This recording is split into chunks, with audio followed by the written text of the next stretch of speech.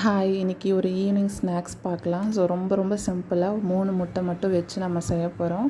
So இதுக்கு வந்து பார்த்திங்க அப்படின்னா நான் 3 முட்டை, ஒரு ஸ்பூன் பெப்பர் அண்ட் கொஞ்சமாக கரம் மசாலா, இது கூட வந்து சில்லி ஃப்ளேக்ஸ் கொஞ்சமாக ஆட் பண்ணியிருக்கேன். உங்களுக்கு காரமாக இருக்கணும், மிளகாத்தூள் இருந்துச்சுன்னா நீங்கள் மிளகாத்தூள் கூட ஆட் பண்ணிக்கோங்க.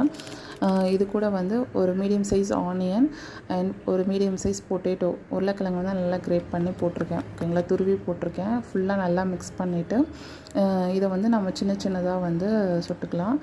நான் வந்து பட்டர் யூஸ் பண்ணியிருக்கேன். நீங்கள் ஆயில் கூட யூஸ் பண்ணிக்கலாம். ஸோ பாப்பா கொடுக்கணுன்றதுனால தான் பட்டர், இல்லை நான் சாப்பிட்ற மாதிரி இருந்துச்சுன்னா ஆயில் தான்.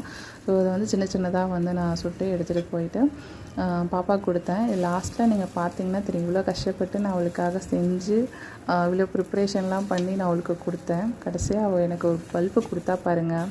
கடைசியாக நான் ஆட் பண்ணியிருக்கேன். நீங்கள் பாருங்கள், பார்த்துட்டு சொல்லுங்கள். ஓகே, 3 வந்து சுட்டுட்டு எடுத்துகிட்டு போய் கொடுத்தா கெச்சப்பு தாங்க சாப்பிட்டா.